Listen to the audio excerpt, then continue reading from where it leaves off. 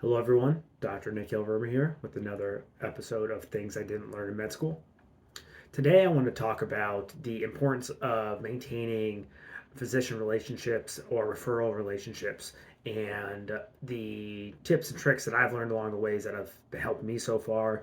Um, it's not a perfect process that I have, but I think it's continuing to grow and with communicating with different colleagues and asking for advice on this topic has helped me tremendously in my practice growth. Um, so I want to start off with a story, which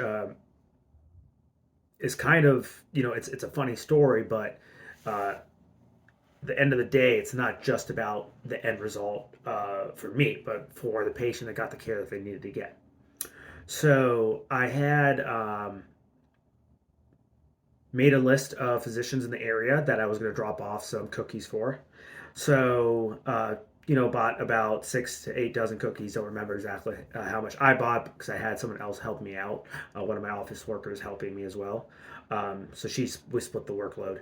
So she mainly went to practices that were already referring to me, and then I went out on my own to go to other practices that had not been referring to me.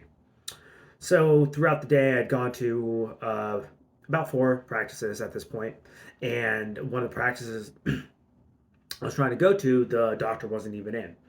So I was like, well, what am I going to do with this other, box of cookies? And then I was driving down, I saw an orthopedic spine surgeon that's in my area. So I said, great, I'm going to go say hi to him. Haven't met him before, but his partner I have met and talked to, and his partner's referred to me. But this gentleman was a newer orthopedic spine surgeon.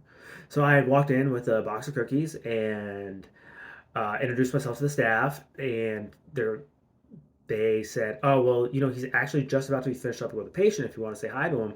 So I said, "Yeah, sure, I'd love to."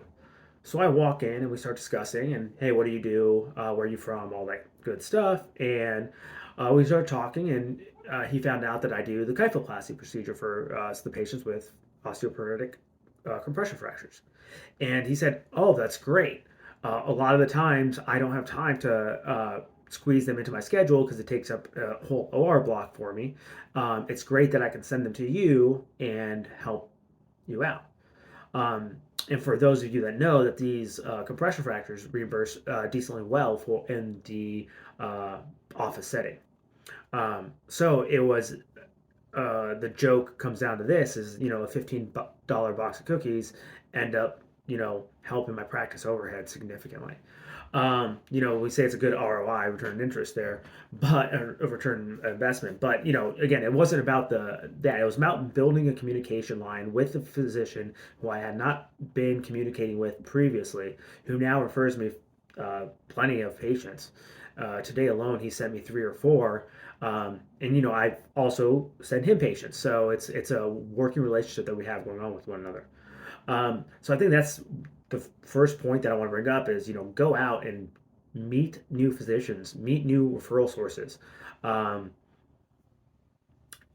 in the interventional pain world, a lot of people think that it's just with the independent practices or with the primary care physicians, but you should really be talking to everyone. You should be talking to physical therapists, you should be talking to chiropractors, you should be talking to podiatrists.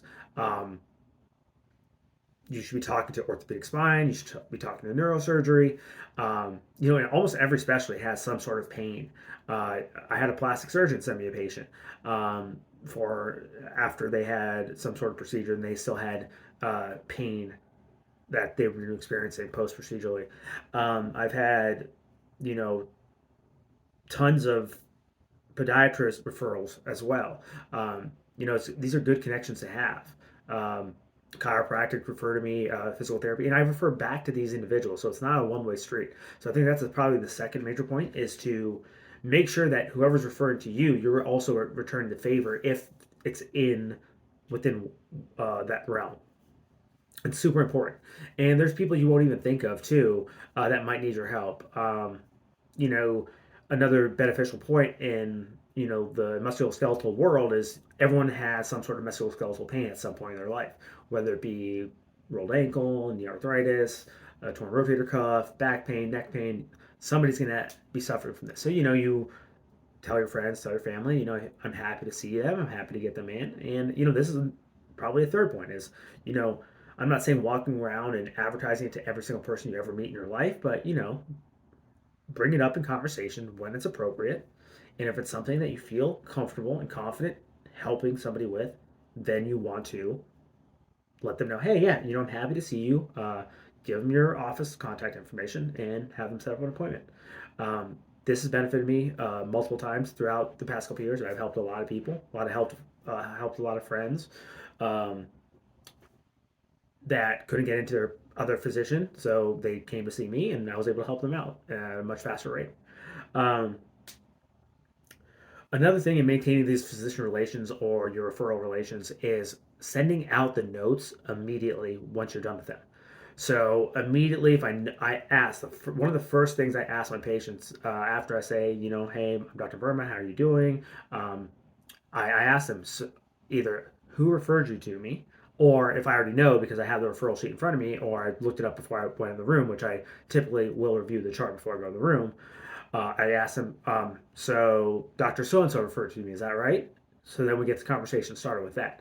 So that puts it in my mind, once I'm done writing the note, that I fax that encounter summary directly to that physician. A lot of times physicians don't know what the game plan is. A lot of times they want to know. A lot of times they want to know what the imaging results are and what my interpretation of the imaging results are. So these are good habits to get in early. I think I was spoiled in residency and even in fellowship where I didn't do this and I should have done it more. And I can't say there's one physician that said stop doing that. I don't need all these notes. But I've heard the other way around where physicians and practices have been like, we thank you so much for getting this done immediately. Your notes come in right away, and it's very, the summaries are great, so it keeps us in the loop. So I think that's a very important habit to start going with very early on and to continue that. Uh, Another one that I've found interesting is and found helpful is offering to set up a lunchtime with these practices, especially with primary care because they tend to be so busy and so oversaturated with patients. They don't always have a good time to sit down and talk, especially if they have families and have other things going on. So setting up a lunch, talk to their office manager, when can I come in, bring a lunch for everybody. And this turns out to be a great way to introduce yourself, get to know the physicians, for the physicians get to know you, get to know the staff, and all that kind of stuff. Um, it's a good habit to have as well to leave those communications. I always leave my cell phone number for the physicians and the office manager just in case there's anything they need or hey, we're going to send one over to you. Just keep an eye out for it. Again, these are all beneficial things. I think next is celebrating other physicians' wins or other practices' wins. Um, if we're in the interest of helping patients, which I hope most of us are and all of us are, uh, then it should always be about what the patient can benefit from the most. And I'll give you an example of what happened to me earlier this week. I had a practice call my office and ask some of the interventional procedures that I provide that they may not provide. So my MA had walked them through a few things, and they're like, "Oh, great! We didn't know you did that certain procedure. We would love to send you some patients for that." I said, and I told my MAs like, "Hey, that's great. Make sure that you send them over to me." Um, you know, and so I, kind of reach out to the practice and, "Hey, yeah, happy to talk to you about this." And they said, "Oh yeah, they actually got upset that their medical staff called my office and asked, and they did this."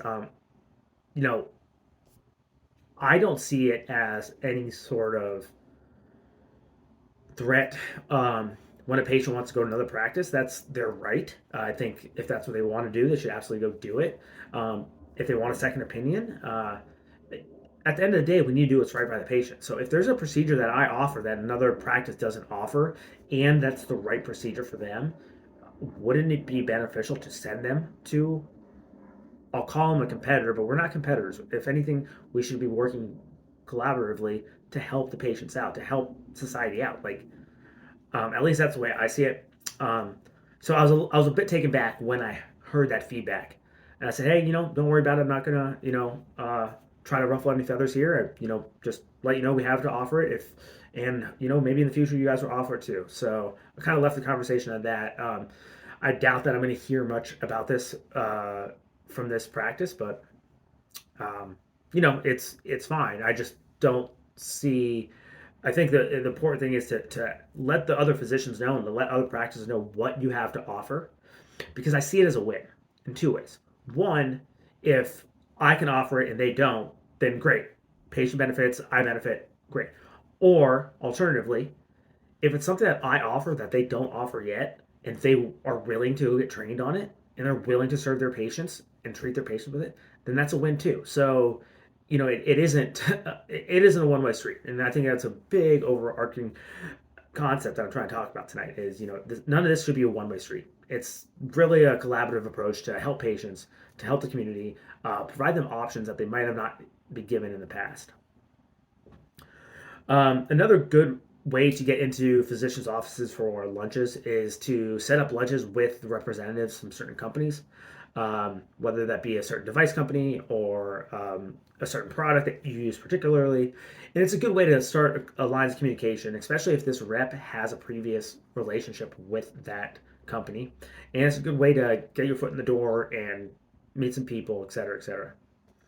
I think the other thing is doing community events and volunteering and getting your name out there. If there's community events for health and wellness, pay the money to put up a board or put up a table with some of your marketing material. It's a fantastic way to meet people, talk. Um, and if it's a volunteer event or if it's a community event, it's a great way to give back to the community. Uh, I think one of the biggest things I've realized is patients are so much more likely to go someone that they can trust and talk to than they are to just someone that they go to. So often, the number one physician that patient talks to is their primary care physician. They trust them. They've been with them for multiple years. They've never guided them wrong, or obviously things happen in the medical field and errors happen, etc. That's not the point, but usually when that primary care doctor says go to this person, they're going to listen, whether that person's good, bad, in the middle, or whatever.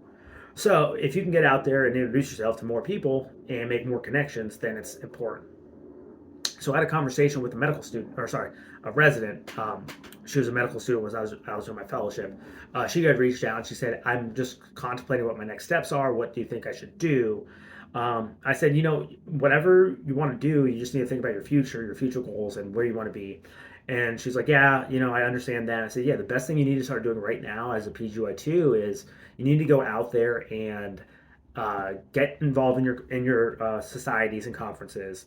Um, get poster board or get poster presentations, get research papers, get your name out there, start engaging people in an appropriate way on social media. I think LinkedIn is a very good way to do this, to talk about research and to ask very intriguing questions and to follow other people's research projects, and to connect with device companies or representatives from companies that may be able to connect you to other people. Going to the conferences themselves and connecting with physicians, program directors, or future job employers. A lot of these conferences have job fairs, or they have a residents and fellows section where you can kind of have a job board where there's postings of jobs. So these are all like great ways to get your name out there, start meeting more people, and helping yourself help your practice. Um, and I think it's funny because a lot of people just think once they're in a practice, they can stop that and like, oh, I'm done. It's good. And it's not like that. It's every day you need to be going out and increasing your network. You need to be even going back to the network that's already providing some referrals, and talk to them about how some of the patients are doing, ask them questions, ask them if there's anything you can help them out with.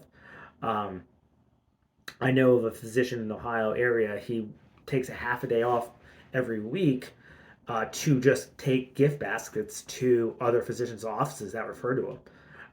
I don't see a better way to maintain contact and maintain good relations with somebody. I think it's a phenomenal way.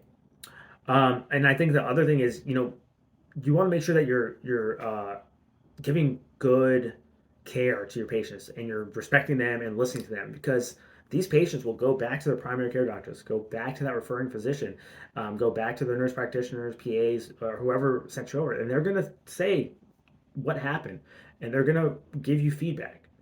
Um, if that individual that referred over to you knows you, then they're going to either say, that doesn't sound like that Dr. Verma would do something like that. Let me give him a call. Or if it's someone that has only sent over a few patients, they're going to be like, well, not going to send that doctor any more patients.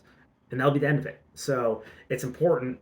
I mean, obviously, we should always treat your patients with respect, listen to them, look them in the eyes, don't be in a rush, don't be looking on your computer, all that kind of stuff that we learn.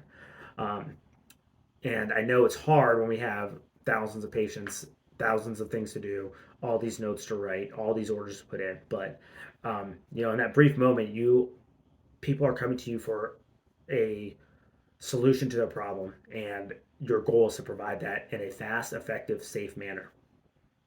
Um, so I think that treatment is important. I had another piece of advice this week of when patients leave you good reviews or bad reviews on Google or on WebMD or whatever, that you respond to them. Just say, I appreciate the nice words. And you can just leave it at that, or I appreciate the 5 stars, or appreciate the 4 stars, whatever. If it's a bad review, you can say, oh, we're sorry that you've experienced this. Please let us know if our office manager, please call our office manager, or please let us know when our office manager can reach out to you and see if we can come to some sort of reasonably understanding about what had happened. Um, I think that's another great piece of advice that I was given this week that could actually potentially really help you in the market and help your practice. Um, I talked briefly about volunteering, but for example, as an interventional spine, sports medicine, musculoskeletal health doctor, I can go to just about any sporting event and see and talk to the athletic trainers, talk to the staff. And I think, I'm kind of getting in the weeds of the similar concepts of, but this isn't all like, oh, look at me, send me patients, send me patients. I don't think that's the right way to look at any of this. I think it's, you have some solutions for some patients, for some treatment options, and you should really carry your head high and be confident in what you can help out with and be honest what you can't help out with. There are tons of patients that I talk to, and I say, that's just a little bit outside my scope. I don't think I can help you out with that. But I, because I make continuous connections, I say, I know exactly who can help you out with that, or I think I know who can help you out with that. Let me send you to them first. Um, so that's another really important thing. Being accessible to your referring providers, physicians, physical therapists, chiropractors. If they call you, if they text you, you don't have to answer them right away, but to have a good open line of communication and say, yeah, no problem, I will get back to you in a few minutes. Or quite often, when the individuals I refer to quite often, I will text him. He's like, hey, do you have a minute to chat about this case? And we'll hop on the phone when we're between cases or between patients or whatever. I think being accessible like that will build you trust in that working relationship. Um, I guess a lot of this should go without saying, but it's not something that we really did well. Definitely wasn't taught in med school. Definitely wasn't taught in residency. Um, and it doesn't just have to be for specialists. It doesn't just have to be for outside the hospital system. Working better with your physicians within the hospital system can go a long way too. Getting the appropriate referrals, like on-time referrals, making sure that you're accessible so you can communicate the case when you see that individual, when you see that physician.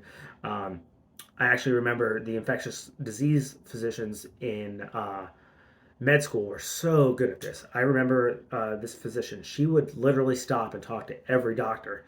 And at the time, I thought it was, oh my God, can we just get done with the rounds? But now I'm starting to realize, like, she was offering these great advice, and she wasn't expecting anything in return. I think if we reverse the script and start thinking about everything like that, so, what can I do for you? And actually mean it, and not just be like people, oh, what can I do for you? What can I do for you? If I had a nickel for every time I heard that this week alone, without me seeing right through what they're trying to tell me. I mean, it gets ridiculous. I'm like, I know you know what you can do for me, but you're not doing it. Um, it was a mantra that we had in in training. It was just like, just do what's right and just go do it. As long as you're not breaking any laws or breaking any rules, just go take care of it. It was yeah. So in residency, I was on call. Patient started slurred speech, like I am, but I'm not having a stroke. But this patient, in my opinion, was having a stroke. I did my physical exam and it changed dramatically. I said, all right, we need to get down, had CT stat, and I, come back to the floor, or I called the order in. I'm walking over back to the floor, and you're like, where's transport? Where's transport? And transport's not there. Oh, transport's busy. Transport's busy. I get it. It's the middle of the night at the hospital. Maybe understaffed at the time. I don't know. So I said, you know what? Like, let me just take them. Give me the chart. I'll sign out. So I charges. So it's doing the right thing without expecting anything in return. I think it's a really important thing to have in your life, and I think it's a very important way to uh, go about and be helpful for other individuals out there. I think that will come full circle and help you. I talked about celebrating other wins. When you see people doing great stuff, new stuff, innovative stuff, go and compliment them. I think that comes back and returns the favor to you. But again, I don't expect it to. You shouldn't be sitting here expecting things to come back. You should just give out to the world the things that you feel important and that feel right, in hopes that you can make a bigger difference based off of what comes back to you. So, anyways, that's what I have tonight. I hope you found this useful. If you did, please share with your friends, your colleagues. Please share anyone that's out in private practice right now. I've gotten this question a lot from my friends and asked me how I do it, and I still ask them how they do it because I'm still very new at this. Drop me some questions, drop me some comments. If you guys want a certain topic to be talked about, please let me know this in the comment section or send me a message, and I'm happy to try to answer the best I can. All right, everyone, have a good night. I'll talk to you soon.